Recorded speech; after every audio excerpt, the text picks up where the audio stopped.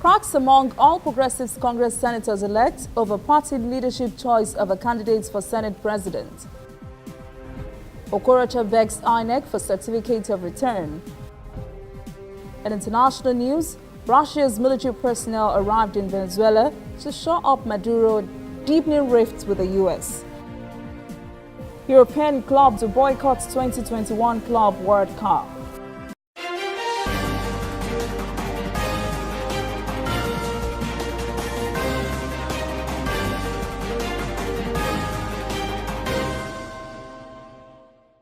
This is ANN News.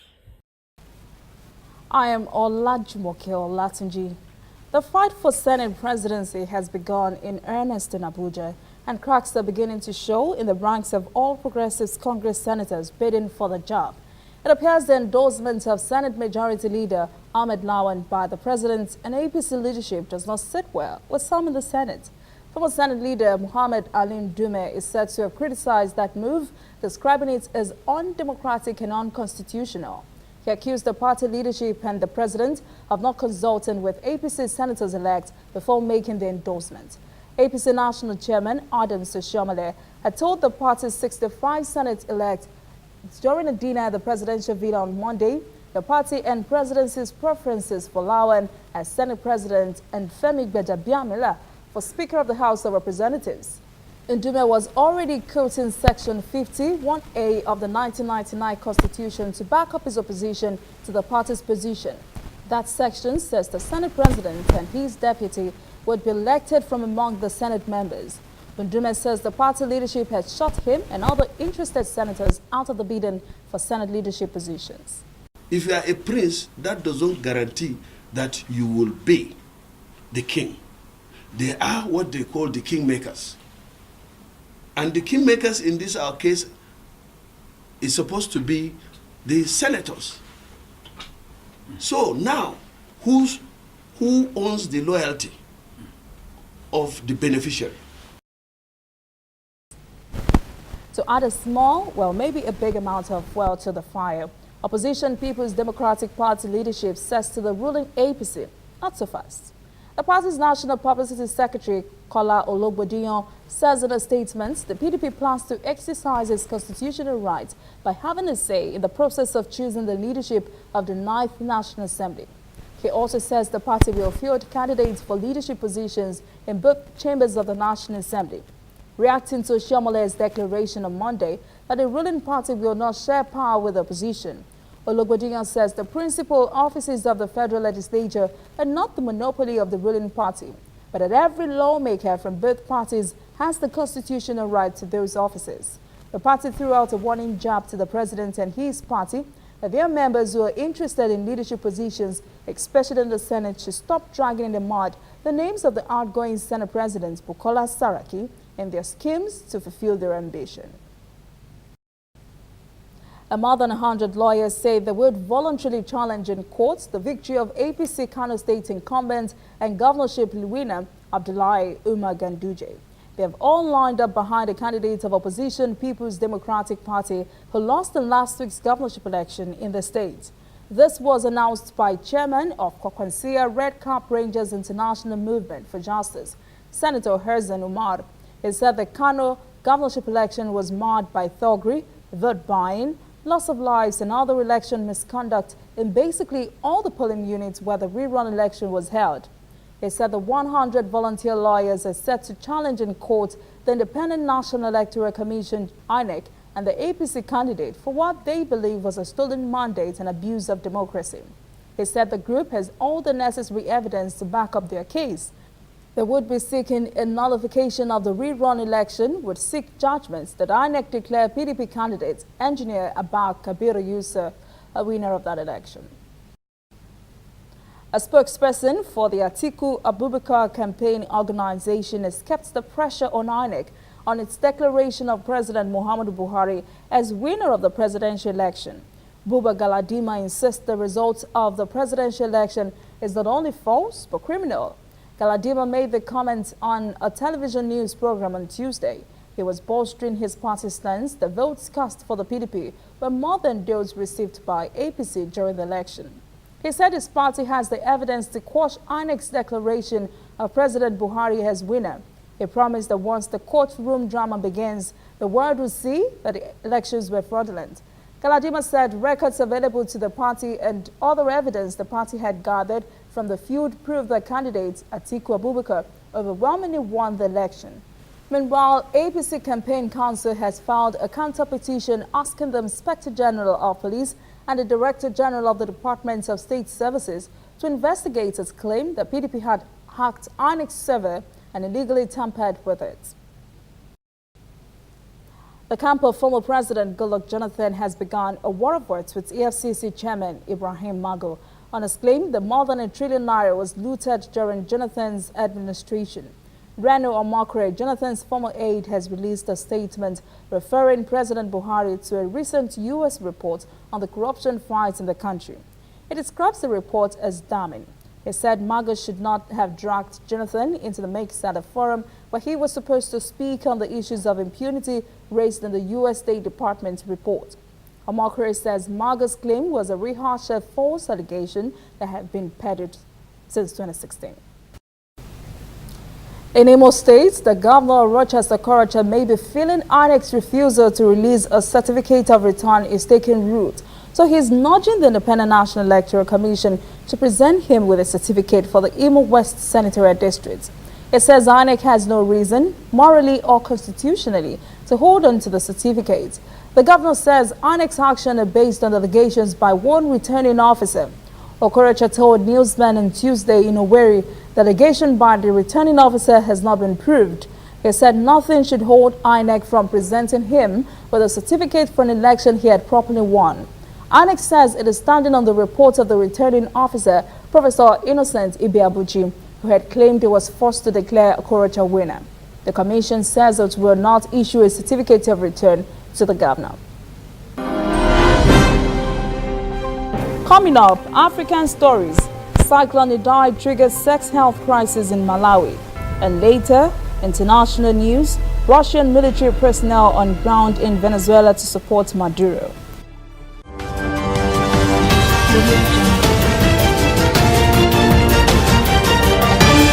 You are watching ANN. Looking for some Disney magic but don't know where to find it? We've got a magical solution just for you. Simply go to DisneyNigeria.mobi and get an exciting selection of games, short videos, wallpapers, shareables, and more. Explore a whole new world of Disney on your mobile, tablet, or PC. For just 200 Naira monthly, you get to enjoy the fun to infinity and beyond. SMS Disney to 11006 to begin. Terms and conditions apply. This service is only available to MTN customers. Whether in your house, at your office, on your phone or online, we are there. We have the facts behind the headlines. We cut to the chase with the news you really need. We cover every angle. We are the bigger, better news network. We are African News Network. ANN. Watch ANN News on MITV from a truly African spirit. Welcome back. This is ANN News, now to African stories. International Monetary Fund has said on Tuesday it will consider emergency financial assistance in Mozambique on the IMF Rapid Credit Facility. This is a response to the massive destruction the country suffered when Cyclone Idai ripped through 3 southern African countries. Nearly 700 persons have been killed in the storm. IMF said in a statement it is still early to precisely assess the macroeconomic effects of Cyclone Idai and reconstruction costs, but it knows it would be staggering. Meanwhile, United Nations Secretary General Antonio Guterres has said on Tuesday Cyclone Idai's deadly hit that has left nearly 2 million Mozambicans in need of assistance is rung yet another alarm bell about the dangers of climate change. Mozambique is now threatened by waterborne diseases in the war disaster zone, and the country has no choice but to prepare to deal with that. Reporter Angelo Coppola has that story. the two diseases most concerning authorities and aid agencies are malaria and cholera. We'll have cholera, we'll have malaria. It's unavoidable in this situation. So the government is opening a cholera treatment center already, and we have teams on the ground to make sure that they monitor. Monitoring is essential and the first step in containing the spread of waterborne diseases. We have had no, as far as I'm concerned, confirmed cases of cholera to date, and that's really important to understand. I agree with the Minister that there will be cases of waterborne disease, and if we're on top of that, we've got the treatment centres set up, we will be able to manage that. It's where we lose disease surveillance through lack of access, it's going to be really problematic. Aid agencies are prepared for most eventualities and take a two-pronged approach when tackling diseases. In these kinds of situations, we normally, first of all, we try to find the places where it's more dangerous, and we try to fix and to try to do our operation over there. And we have different tools for doing that, especially for water supply or sanitation systems to prevent all the waterborne diseases. And another thing is also to inform the people through our national society how they can control and how they can do the proper hygiene promotion. That's the thing we can do, and it's quite good to restore a good situation here. The danger of the spread of waterborne diseases is now a very real threat, and it's important that it's monitored firstly and dealt with secondly, and very quickly. Otherwise we could have an epidemic on our hands. A two-day Africa CEO Forum kicked off in Kigali, Rwanda on Tuesday. Rwanda's President Paul Kagame and Globalcom's Executive Vice Chairman Bella Deso met and called for a digital integration on the continent to promote economic prosperity. And reporter Raman Inyong is in Kigali. Setting and enforcing common rules by which companies will work is a recurring theme at the 2019 edition of the Africa CEO Forum in Kigali. Last year, 44 countries came together in this city to sign the Continental Free Trade Area Agreement.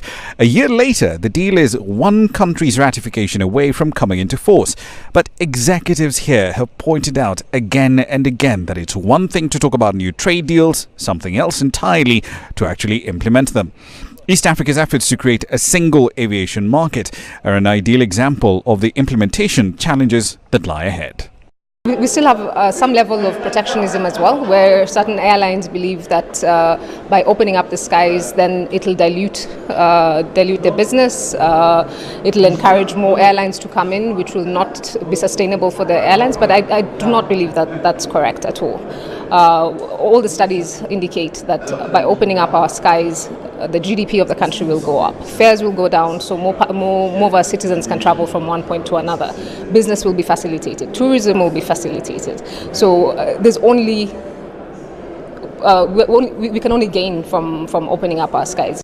Rwanda's ongoing dispute with Uganda was also a focus for President Paul Kagame this morning. The transit of goods from Rwanda into Uganda has been impaired. The Rwandan president warned that this constrains commerce not just between Rwanda and Kenya, but also with third countries that need to move their goods to the Kenyan port of Mombasa. With rising public debt levels, governments need to remove constraints on private firms both at home and abroad. We are going from a moment where before governments were all around trying to promote growth without talking to the private sector, without associating to the private sector. And now, once we have created the CEO Forum, we have made it the biggest platform for African companies to try to engage with the governments. And growth needs to come from the private sector. It's not going to come from the governments. Governments are already highly indebted, and the main goal right now is to empower private sector to create this growth.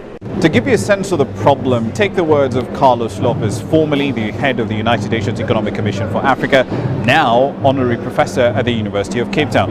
It costs more in time and money, he pointed out, to move, say, a container of goods inland from East Africa to the port of Mombasa than it does to move the same container from Mombasa into China. And there's no amount of top-level trade deals, no matter how ambitious or detailed, that can solve that. When we return, international news. Russian military personnel on ground in Venezuela to support Maduro. And later sports. European clubs boycott 2021 Club World Cup.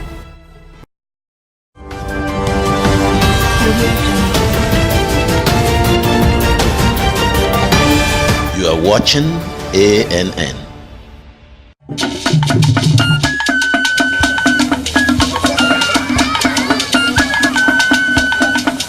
Are you sure you want to do this? Adam, go and bring us your husband. Okay, hello baby. We're in this together, okay? Can you hear me? Keep coming forward. Wait, stop. You okay, Lindsay, you alright? Keep walking down, keep walking to the left, yes? You're almost here. Keep going. You are here. Wow, you did it. I'm just so glad I didn't have to use my cane to do this. And I am so glad no other man got you before me. Let me be your eyes. We will never stop working to give you a network you can rely on so you can enjoy life's special moments. MTN, everywhere you go.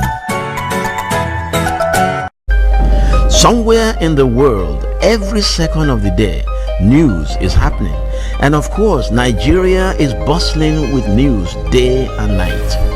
That is why ANN doesn't sleep. Our eyes are peeled, wide open, so no story escapes our radar. We stay abreast of world events and happenings at home. We keep you up to the minute in the world of sports. We give you information to stay on top of your investments and all the hard facts you need to navigate your day.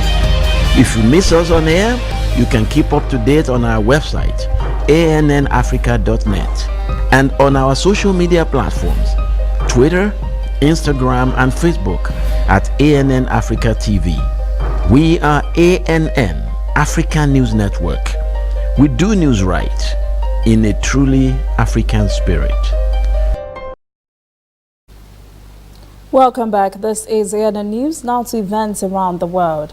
British members of parliament are preparing to vote for their preferred Brexit option, with Prime Minister Theresa May due to meet Tory backbenchers in an effort to win them over to her deal. The 10 Northern Irish MPs are seen as the key to securing the deal, but they have urged Tory MPs to stand firm in their opposition unless there were significant changes in May's plan. Meanwhile, European Council President Donald Tusk has told members of the European Parliament they cannot betray the 6 million people who signed the petition to revoke Article 50. The 1 million people who marched for a people's vote or the increasing majority of people who want to remain in the EU. The move on Monday came after British Prime Minister May conceded that Parliament would again defeat her twice rejected divorce deal if she put it to a third vote. A Southwest Airlines Boeing 737 MAX made a safe emergency landing in Florida after experiencing an engine problem. The crew declared an emergency after taking off from Orlando International Airport on Tuesday. No passengers were on board as the aircraft was being ferried to California, where Southwest Airlines is storing a fleet of 737 MAX aircraft because of a nationwide ban on the aircraft's model. Airport spokeswoman Carolyn Fennon said one of the airport's 3 runways was shut down for cleaning after the Boeing 737 MAX landed. She said it was standard procedure to check a runway for debris after an emergency landing. It wasn't clear if any parts eventually or actually fell off the plane.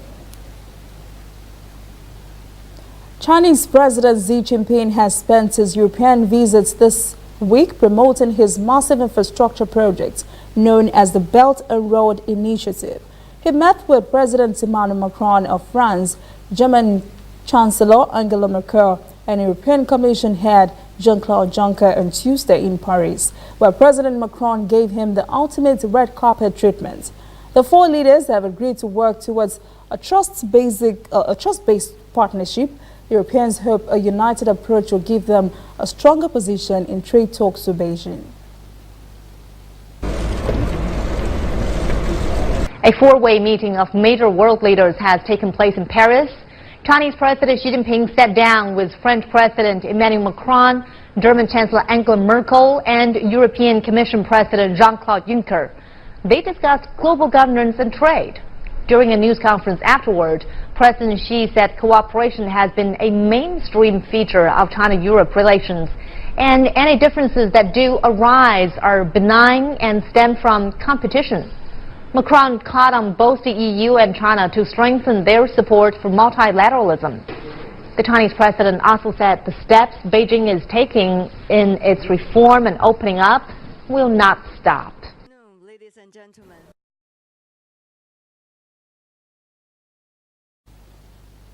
Iran is battling with torrential rains and floods across most of the country, warning citizens to stay vigilant after unprecedented flash flooding killed 23 persons. Authorities also announced for the first time that 7 persons were killed a week ago in separate floods that swept through 2 of the country's northeastern provinces. The latest floods claimed 19 lives and injured 98 in the worst-hit southern city of Shiraz. The country's energy minister has blamed the disaster on climate change, which struck in the middle of Iranian New Year holidays. During this holiday period, many relief workers are on vacation and millions of Iranians are on the roads. Supreme Leader Ayatollah Ali Khamenei has issued a message of condolence and urged officials to speed up relief efforts and compensation for them. Russian military officials have arrived in Venezuela to beef up security for President Nicolas Maduro in the face of U.S.-backed opposition protests. A Venezuelan official said the military personnel arrived over the weekend as part of ongoing military cooperation between the two allies. An unnamed Russian official told the state news agency that there was nothing mysterious in the visit. Images released of nearly 100 Russian soldiers arriving in Venezuela have reignited speculation on the level of Moscow's support for the country's embattled President Maduro. Russia, which has spent billions of dollars backing Maduro's socialist government, has promised this week to stand by him after opposition leader Juan Guaido declared himself president with Washington's endorsement. It was the latest international crisis to split the global superpowers, with the United States and Europe backing Guaido, and Russia and China urging non-interference. Still ahead, sports. European clubs to boycott 2021 Club World Cup. Stay with us.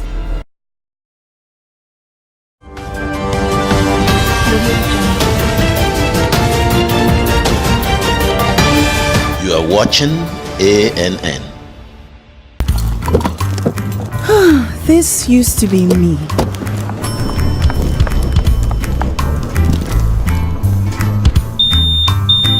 But that was before I got the perfect bag. It's handy and easy to use. All I need in one compact space, just like my MTN Extra Value plan. I used to get one plan for my calls and then try to remember which data plan worked for me. Roaming was a totally different ballgame. Not anymore. I've got the MTN Extra Value all-in-one plan. If you're a data buff like me, you get extra data with some talk time. And if you like to make calls, you get extra talk time with some data.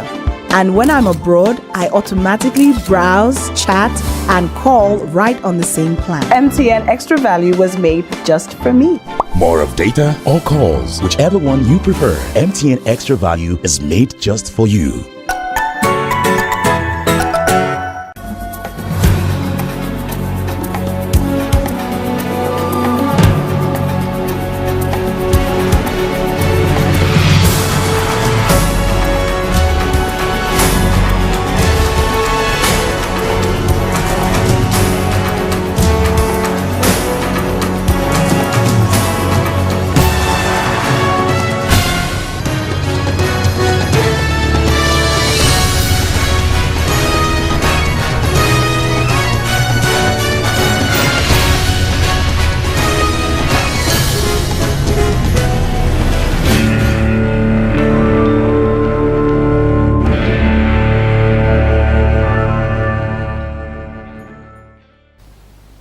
Welcome back. This is ANN News in Sport. Banned Togolese referee Koko Fagla has admitted he was asked to manipulate a friendly match but denies agreeing to do so. Fagla was banned for life by football's world governing body FIFA on Tuesday after it found him guilty of bribery. Fagla says he was paid only $100 per day and that the only mistake he made was not talking about it. FIFA and top European sides have continued bickering over updating club competitions. Europe's best clubs want no part in an expanded Club World Cup. but are planning to beef up the Champions League at domestic football's expense. The European Club Association remains opposed to FIFA's plans to hold a 24-team Club World Cup every 4 years rather than the current annual 17 mini-tournament starting in 2 years. FIFA's Deputy Secretary General Willem Boben earlier said he expected Europe's best clubs to agree to the plan in the end. Bayern Munich and Real Madrid have reacted warmly to the new proposal for the competition, but currently appear to be in the minority. That is the CNN News this evening. Thank you for joining us. For details on this and other stories, visit the website annafrica.net. Conversation continues on our social media platforms, Twitter, Instagram, and Facebook at ANN Africa TV. I am Olajumoke Olatunji. Have a pleasant evening.